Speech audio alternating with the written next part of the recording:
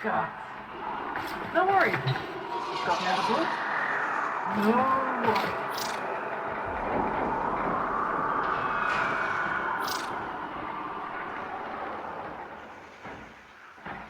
Well, this is a hell of a time to develop an itch.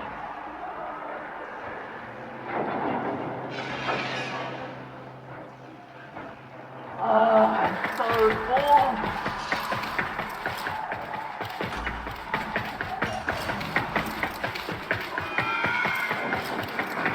Well, this isn't exactly how I imagined going out.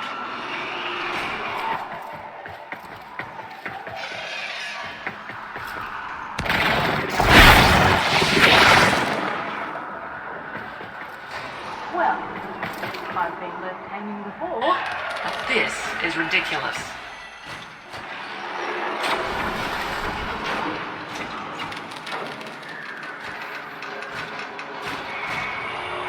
A little help?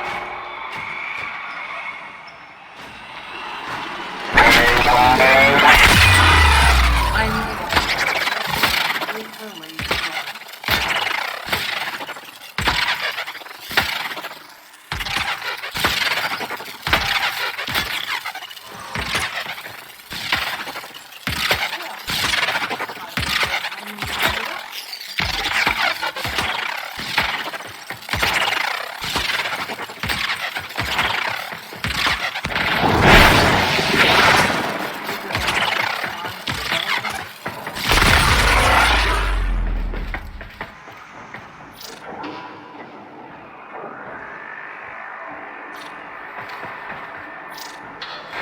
I'm so bored.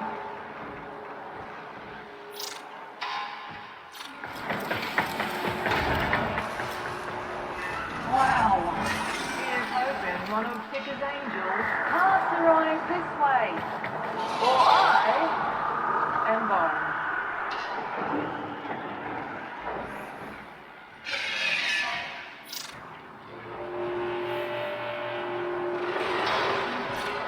Wow. This isn't exactly how I imagined going out.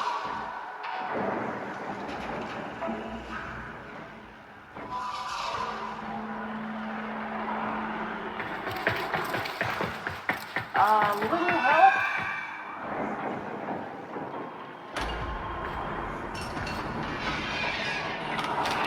I said I'd give a lunch to get off for dinner. Looks like someone was listening.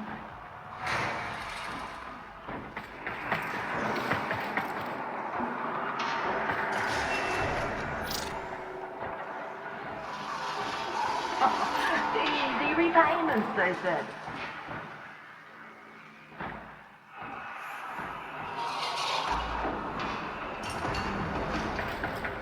God. No worries. Got another book? No worries.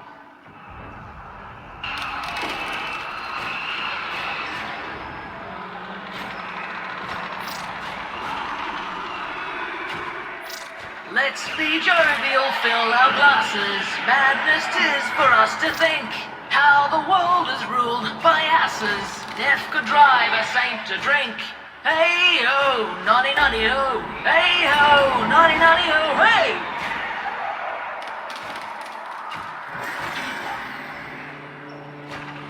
Said I'd give a... Use that reactant to open a relic. Keep going. Nobody knows you're here.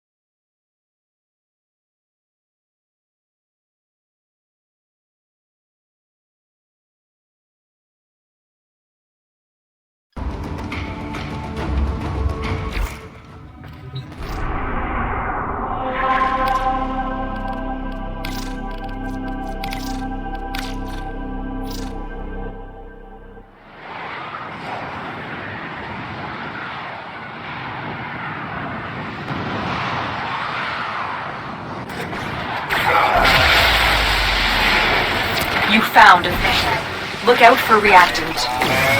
The enemies are trapping reactant. Don't forget the reactant. Need more to open that relic.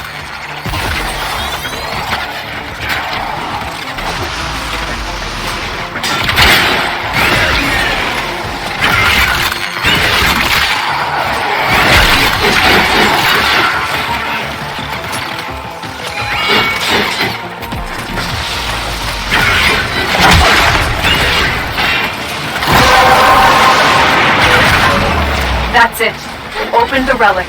Finish your mission and we'll take a look inside.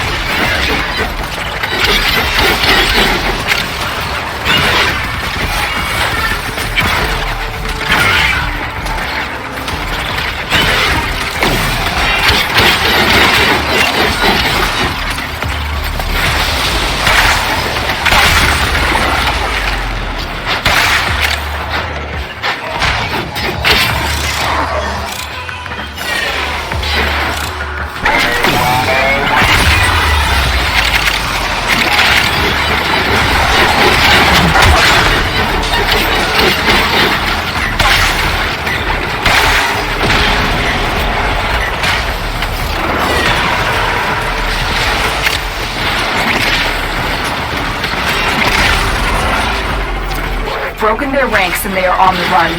Another successful mission. Find extraction.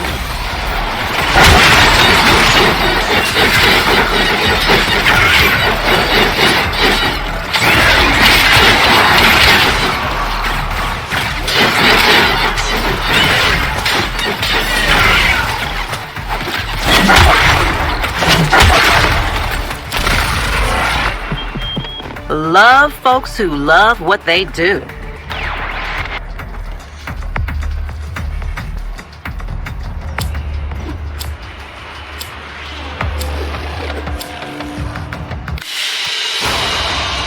Mission complete. Excellent work, Tana.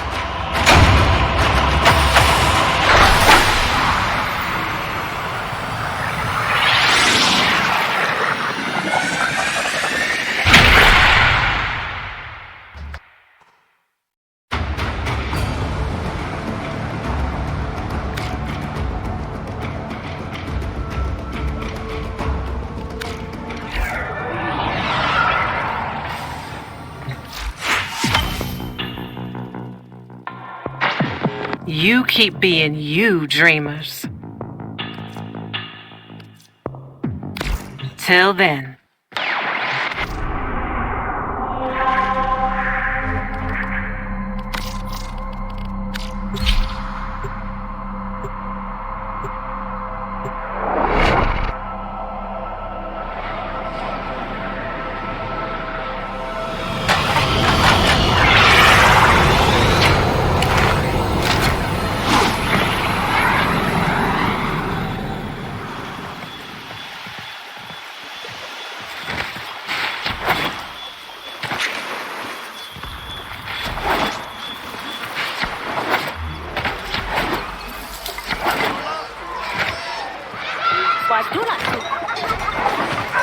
Space and resources are finite, but the business, he only smiles and tells me, Tisonai, it is a big universe.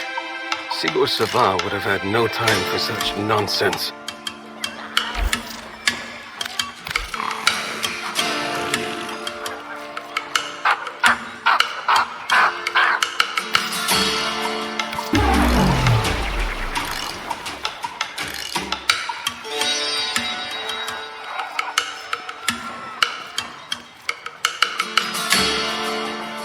trust this meets with your approval. So, the business has given you his blessing. Here on the Eidolon Mo, what you call the plains, balance is threatened. Once I would have... As you wish. It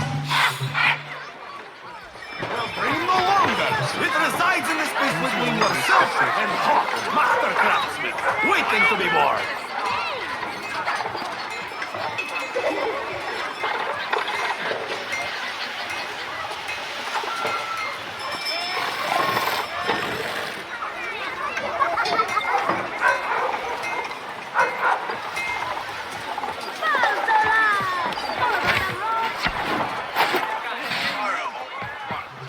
Ayo! You are bright in the Unum's sight, Sura. Magnificent. Magnificent. Hoots. One more off the docket. Hop to. The Quills whispered about some sort of new weapon the Grenier have.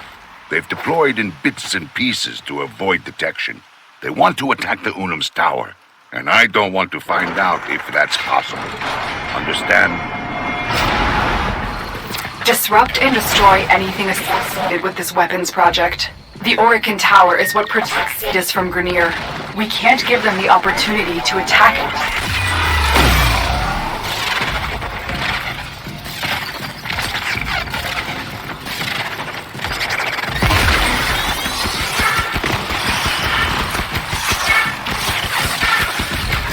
You've reached the location. Clear out any nearby hostiles. Those devices draw energy from bomb ballists. Make use of them.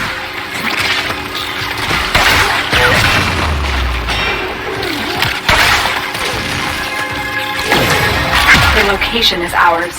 Wait. Incoming assault. Don't let them retake this territory.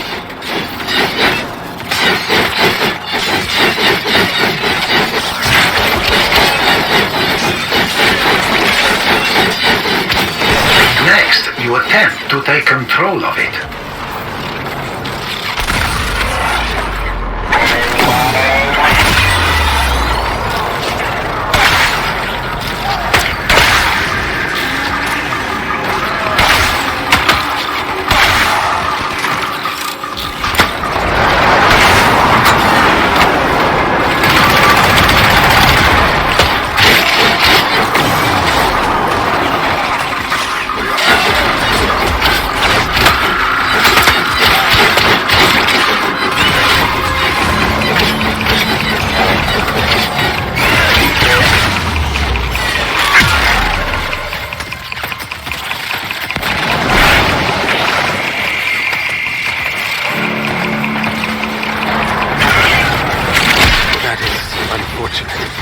But we should try again.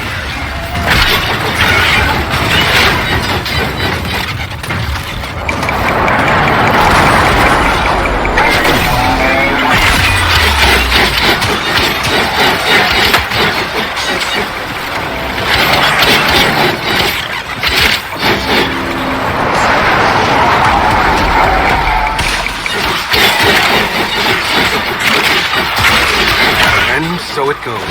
I'm sorry, little friend.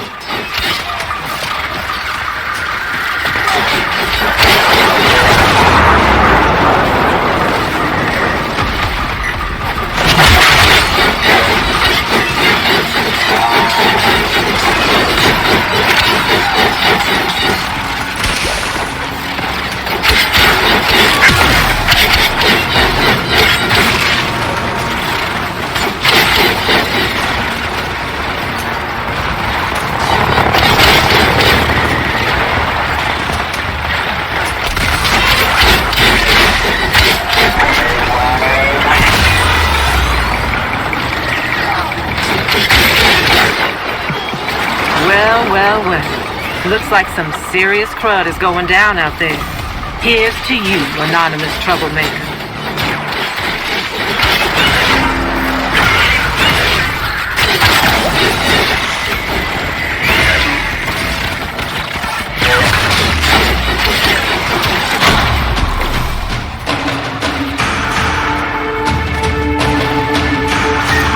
monster on patrol is able to knock out the erase control drone. Locate the down drone before the Grineer.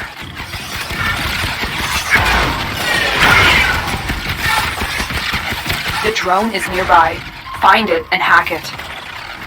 That's it. The drone is under our control now.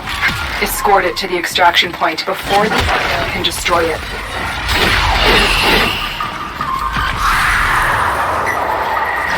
They're sending another wave to take out the drone. Stay vigilant.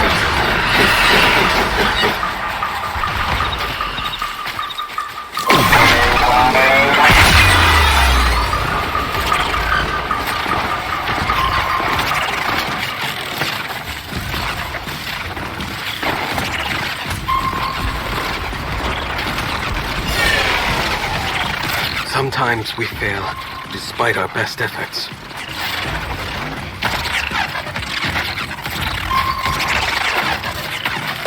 More Grineer inbound. Don't let them harm the drone.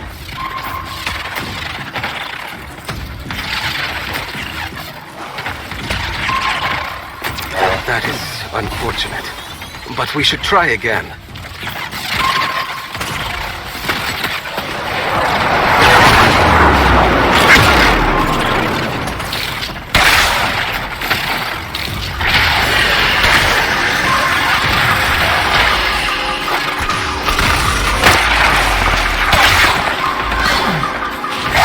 More Grineer inbound. Don't let them harm the drone.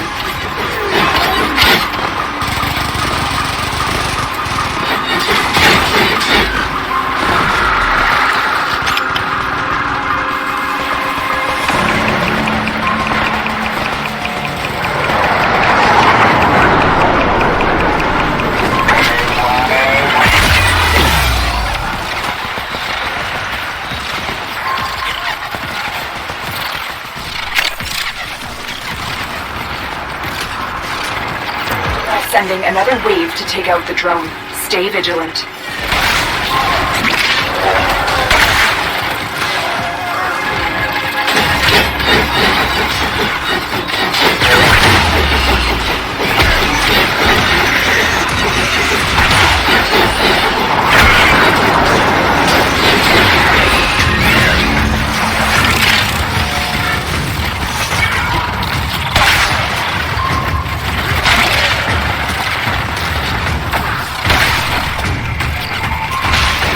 Sending another wave to take out the drone.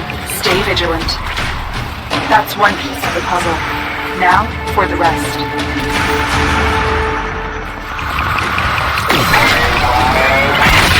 Resources needed to assemble the weapons array are stored in an armored vault at my waypoint.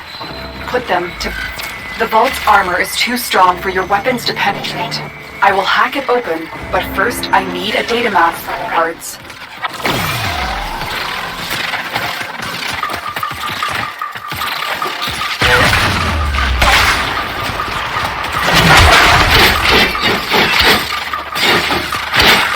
They dropped the data mass. Grab it.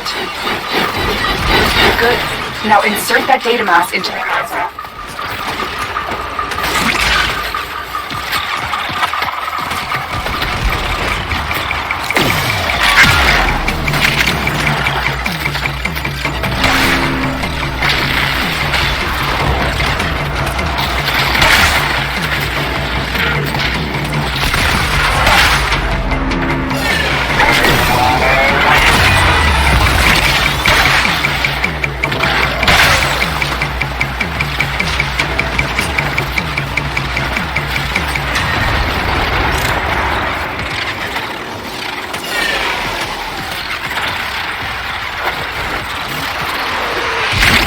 If they destroy the console, we'll never get the vault open.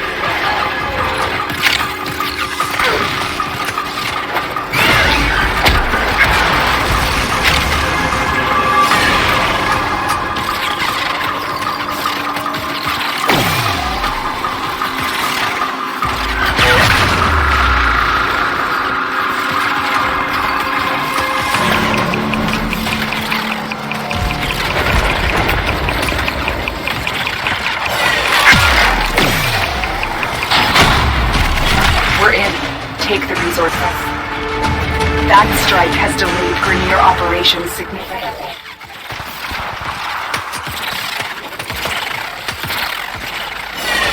A regiment of Grenier combat engineers who have been ordered to assemble the weapons array is massing at my waypoint.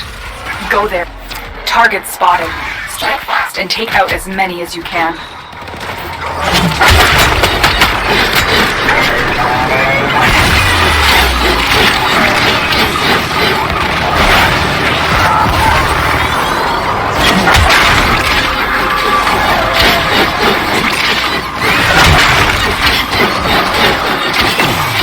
More Grenier amassing nearby.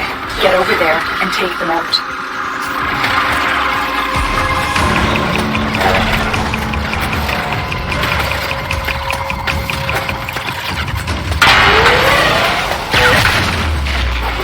I've got another mass of enemies.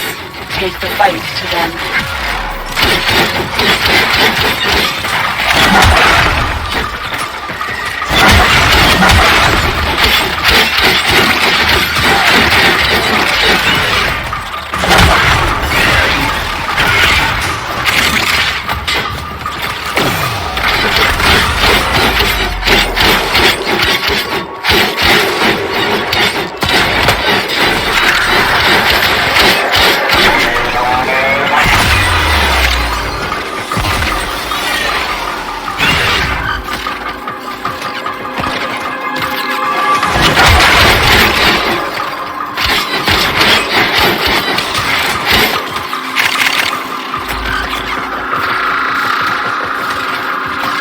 Sometimes we fail, despite our best efforts. Keep going. They won't be able to sustain these casualties for much longer.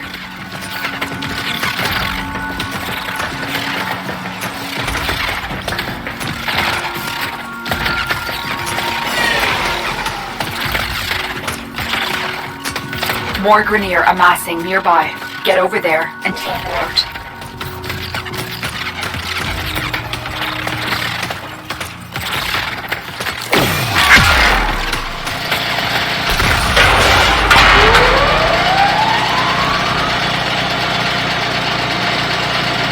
I've located another mass of enemies.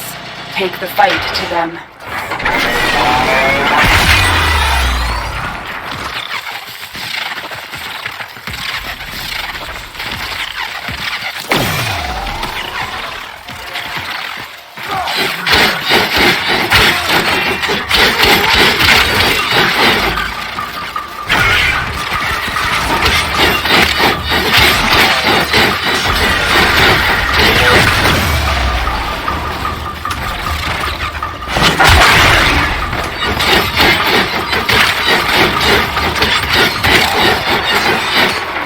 I've located another mass of enemies. Take the fight to them.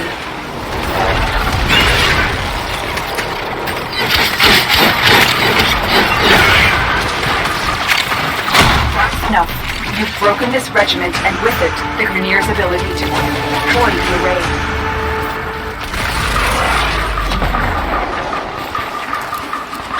Codes obtained from the science officer to the array's control drone.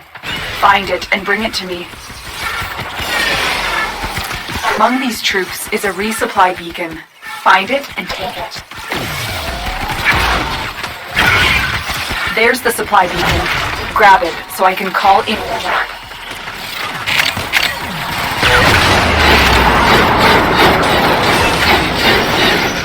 Here comes the supply pod. Destroy the supplies before the enemy can get their hands on it.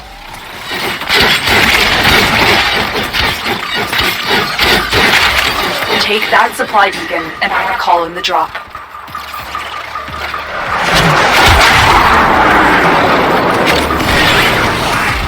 Supplies are dropping now. Destroy.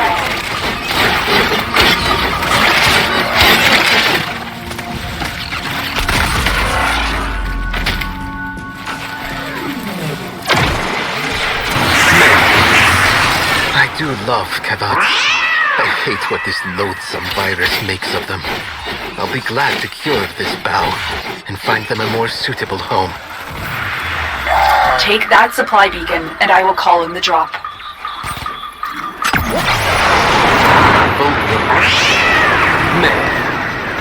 Look at the fight in this one. The viral load in its veins must be immense. I'll prepare a double dose of Furtive. That's the last pod. Destroy the supplies. Male. Hunter, this particular bow is close to going full methyl. In time to catch. Man, a weak little Ostia no more, are you? Well, before the week is out, she'll be back to being a regular kavat. And happier for it, I'm sure. Ayo, Tenno! You put that weapon on ice. Now the Unum's safe. Not that I ever worry much about the Unum.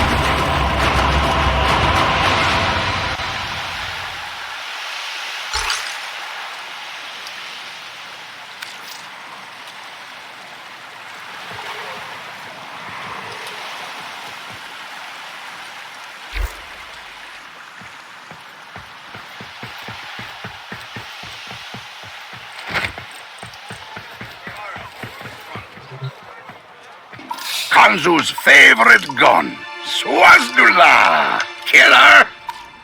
Shola! Offworlder! They'll push the Grenier away from Cetus. You do a good deed.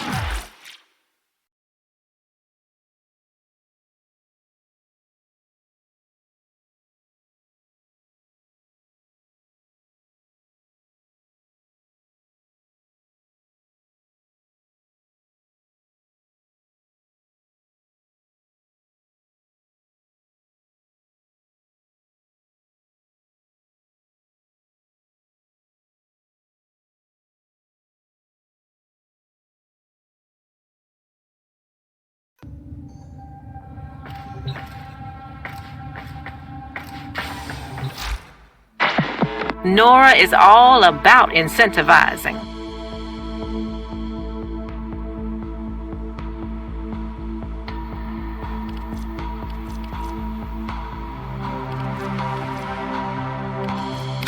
That's all we have time for.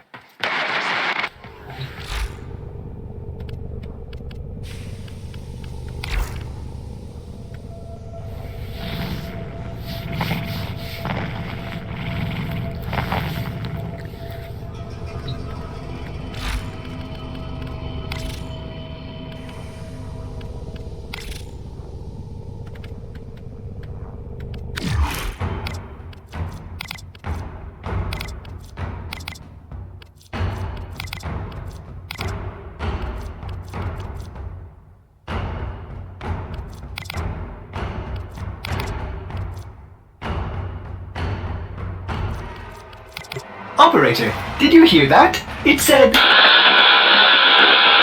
Cosmic background radiation is a riot!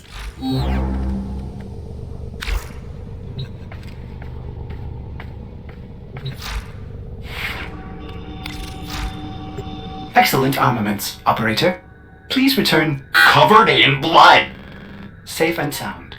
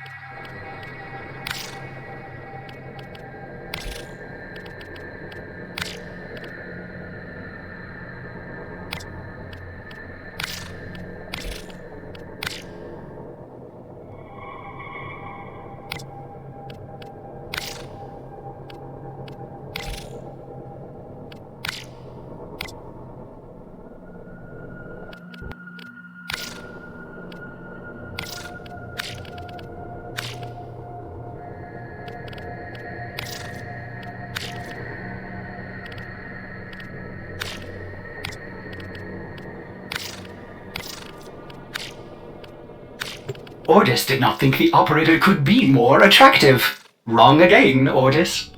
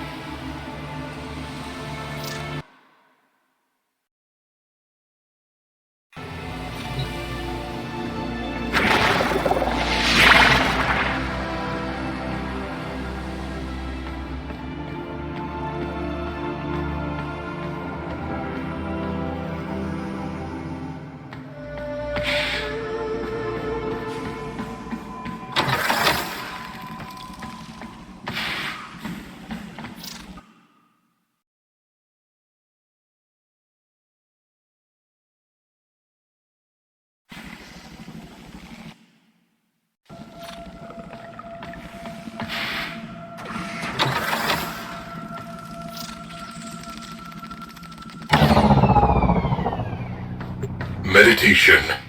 War is a lifetime scholarship. The enemy, no finer teacher.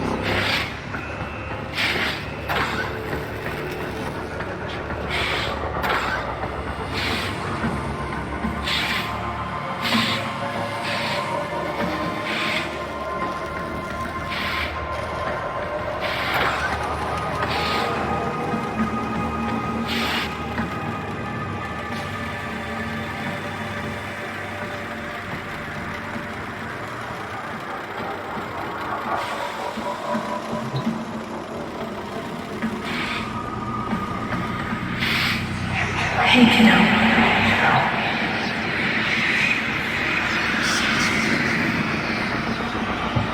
Attempting to perceive. Cognition algorithms fail to prove a negative. Something touches me. Impossible.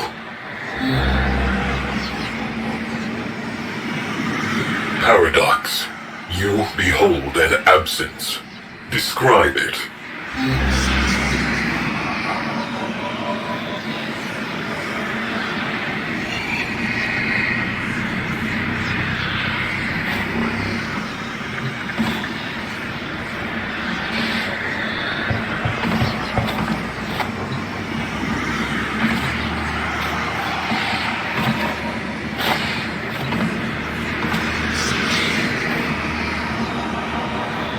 Crew.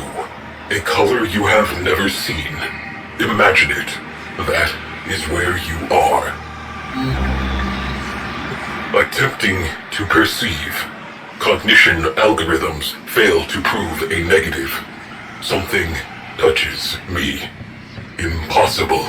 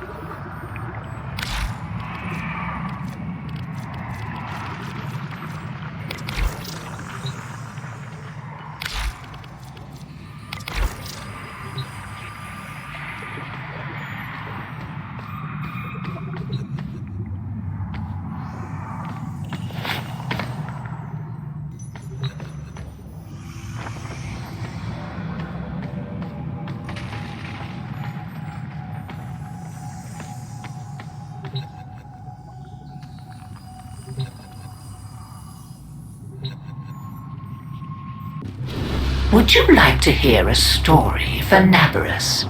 One that I told my grandchildren when they were small. Very well. Long ago, in the Orokin days, a golden people lived in spoiled luxury. If a body wore out, why, they would take a new one as easily as plucking a maprico. Such was the mystery of the Kuva. So, what became of death and disease? Oh, they were abundant, but not for the Orokin. They were above petty death. Such was their contempt that they decreed a special day on which to make fun of it. On Nabarus, the night of memory, the shining people laughed at death. They dressed in costumes that recalled the old days of mortality. Skulls grinned, hallways guttered with demon lights. For one night, beauty was banished, rot and monstrosity held sway. Now, on one very special Nabarus, 3 pretty Orokin were bored, as Orokin so often were. Nabarus no longer holds its magic for me, sighed one. Masks and costumes are for children, grumbled another. Why follow the crowd, mused the third. Are we not the very elite of the elite? Ha ha! Up, my Kissingtons, my luscious loves. Send for blue Kuva and hot lights. I have a sport that will mend all. And in the corridor, behind a curtain, a solitary silent girl heard them and said nothing. Then the 3 were very wicked. For what do you think they did? Down into the streets they went, and they caught 3 poor Ostrans and bore them back to their gilded halls. One they peeled like a fruit and decked out with glassy splinters, and his naked jaws went chitter-chatter-snap. And it echoed all around. Scarlet footprints he left. Another's limbs they twisted and wrenched his neck, and made a bundle of him until he scuttled upsy-downsy like a horrid crab, with his sockets all empty and his stretched-out nose snuffling. The third they pulled thin in hand and foot. She walked spindly-wise on long tiptoes like a spider, and her entrails hung delicately down. She whispered, split-tongued and hissing as she went. Fine costumes we've made, chortled the 3 Orokin. Let us now try them on and visit our friends. What shrieking there will be! Oh, our names will live forever in the court for such a prank as this. Now, the silent girl brought them their blue Kuva, so they could take on these twisted bodies for only a short time before returning to their own. They drank and slept and woke in their 3 horrid forms. Off they went down the stairs, out the door, into the city, into the night of banners and masks and wild hilarity. Chitter-chatter-snap, scuttle-buttle, whispery-hispery. As you can imagine, there were many screams and laughs. Such cleverness, such wit. But in a high room of the tower, the silent girl looked at the faces of the 3 sleeping Orokin. she went and opened a little ivory door that she was not supposed to know about, and drew forth a flask that she would have been glassed for even looking at. A flask of crimson kuva, the scarlet seal upon continuity, permanent. And she tipped it down 3 cruel throats. With a little laugh, she went skating away, never to return.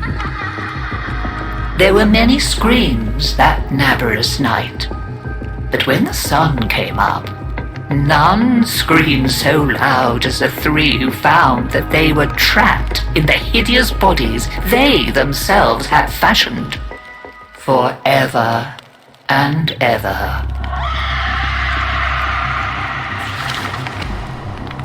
So, listen carefully, Tenno, and beware, for you may hear them coming tonight.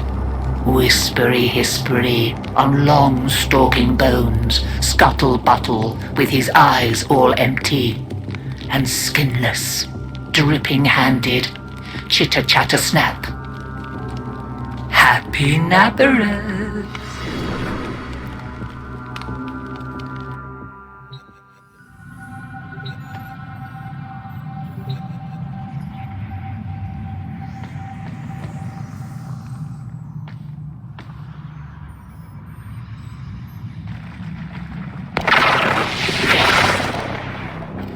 Crew, Orgon Accumulator has been resealed. Negentropy risk at safe levels.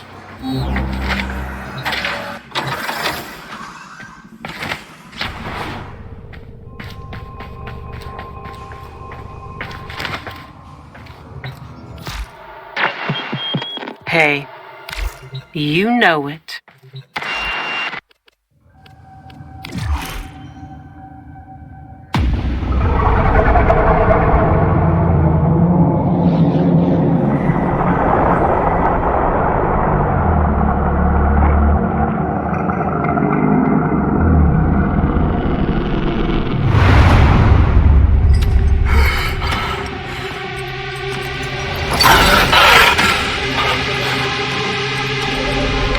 Ready, Natal. So quiet. So dark. It only needs a voice. A spark. But Mother... Mother's gone. This is all that remains. But you have her fire. And more. You can finish what she started. Finish the war. Bring peace. Bring purity. On Lua, the Lotus, I attacked you. You remember? You died.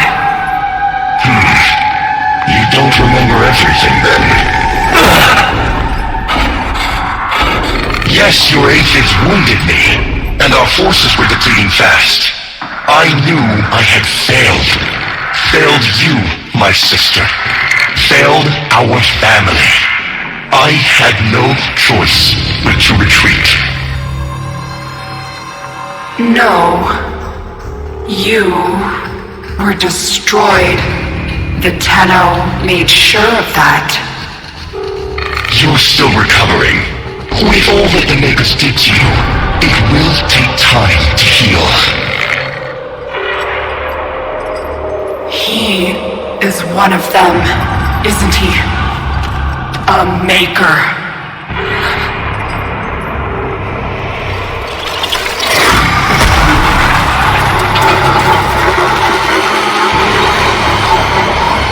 Finish the war, Neta.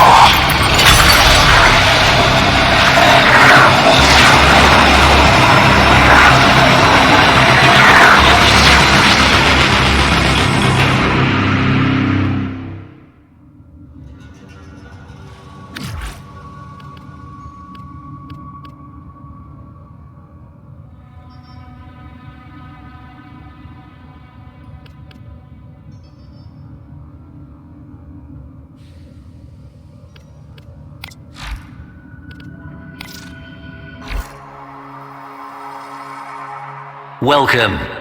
Try not to touch anything.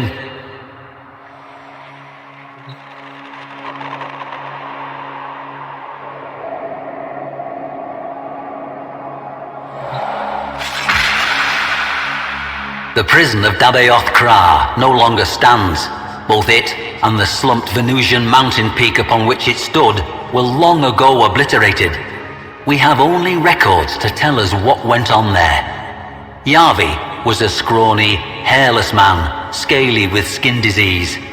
In reluctant recognition of his Archimedean status, he was permitted to wear the white robe, now a befouled, ragged garment. 2 tattooed serpents crawled up each bony arm from elbow to wrist. Lavos, we are told, was attentive to his prisoner. He administered the prescribed soup, water, and beatings with the same punctual fidelity. These are recreations of Lavos's own snakes. No mere tattoos, but living, bioferrous exoflesh.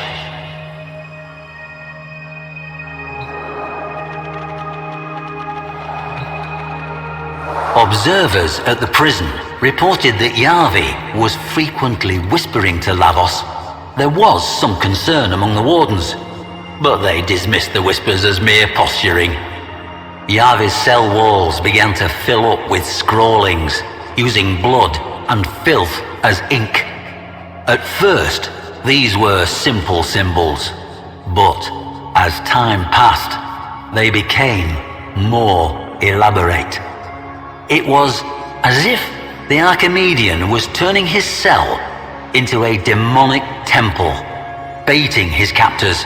There was even an image of Lavos, resplendent in his cyandana of office, perhaps an attempt at a curse. Lavos was ordered to beat him harder, and duly did so. With the blood on the wall, Yavi drew a snake, an appeal, no doubt, to his depraved idol. Floor washer Bekran Zaft, the sole survivor of Dabayoth Kra, would later tell of how Lavos would stride from cell to cell, weighty shotgun in hand, clubbing and beating as required. The nightmares still haunted her.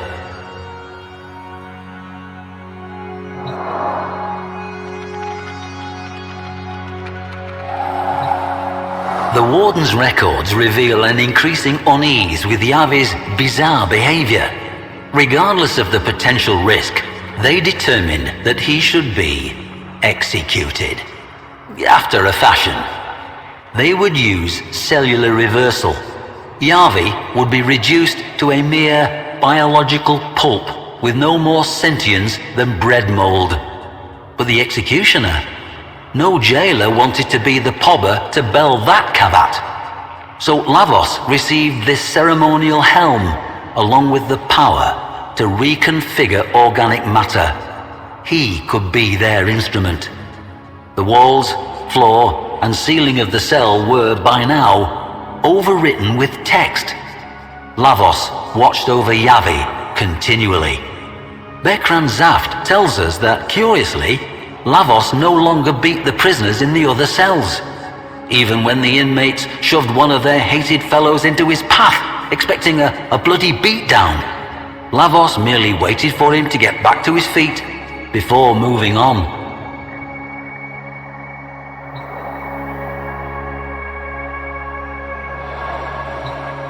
What actually was this forbidden practice of transmutation that terrified the Orokin so? At its pinnacle, it was nothing less than the purposeful elevation of consciousness.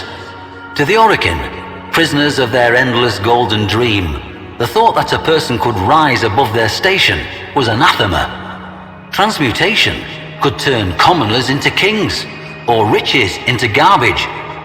Worst of all, it could teach people not to be afraid. I have seen a preserved image of Yavi's cell. His scrawlings were not demonic sigils and barbarous texts, but star charts, evolutionary trees, genome structures. Yavi was not defying Lavos with these cryptic daubings in his own blood. He was enlightening him. Not dark sorcery at all, but radiant science. And the snake? A symbol not of corruption, but of healing. Yavi was a teacher. He might have taught millions. Now he had only one student, but that student was attentive.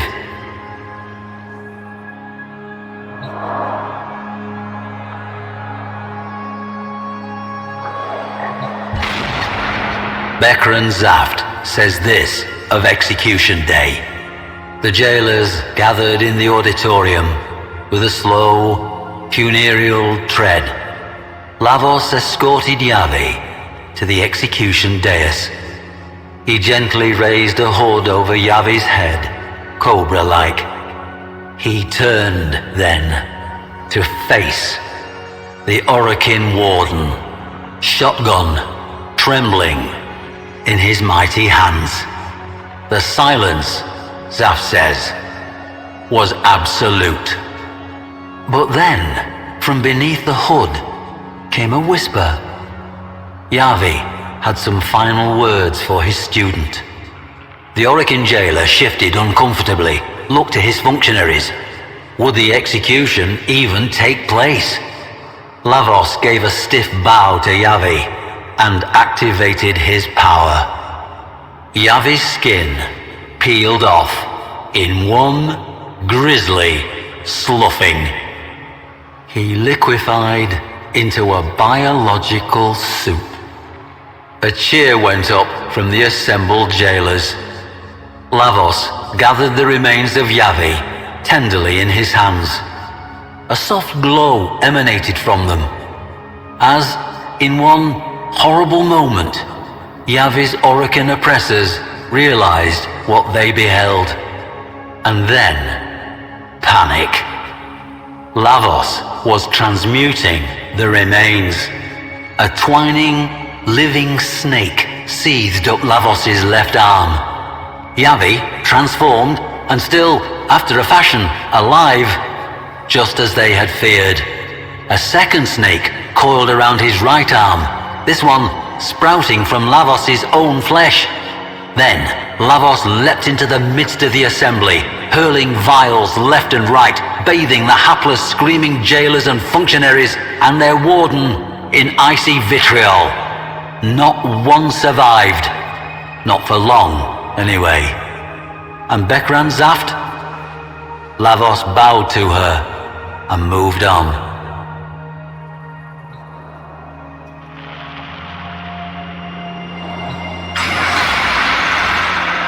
They say that Lavos often takes counsel from his serpents.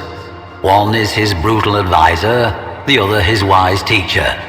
Both have their wisdom, and Yavi still whispers to his beloved student. Much like the snake, Lavos is easy to misjudge. The serpents that poison can also cure. He may have been a monster in his previous life, but he was able to achieve something that eluded the most powerful of the Orokin. He changed. Moreover, he changed himself. Yavi may have helped and instructed, but the will to change must have begun with Lavos. Perhaps we all have that golden gleam coiled within us somewhere, ready to slither forth from its old skin. We must only beware that we do not condemn as devilish that which we do not yet understand.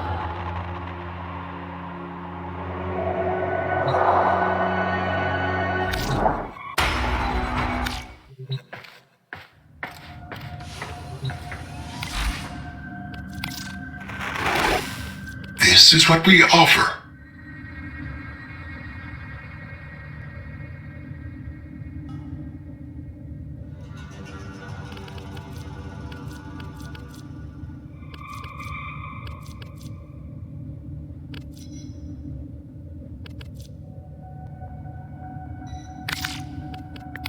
Deal.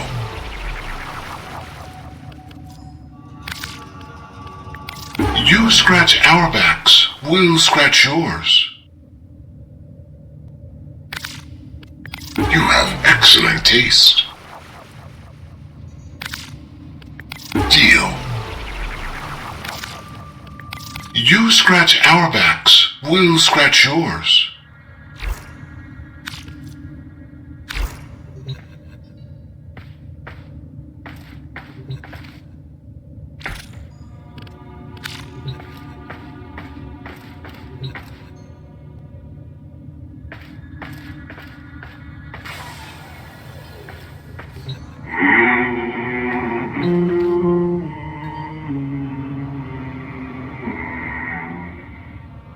Can I help you? You made a mistake placing me in here, whole and entire. I had generations to plan my return. Do you think, for one moment, that I had not allowed for this eventuality? Small minds die in cells. Great minds do their finest work. I glassed so many in my time. Surely you'd like to know where they are. Let me out. Let me out, and I'll show you. Look at you, strutting, righteous. We'll exchange places soon enough. Look at you, Nora's got the goods for one lucky dreamer. Who's it gonna be?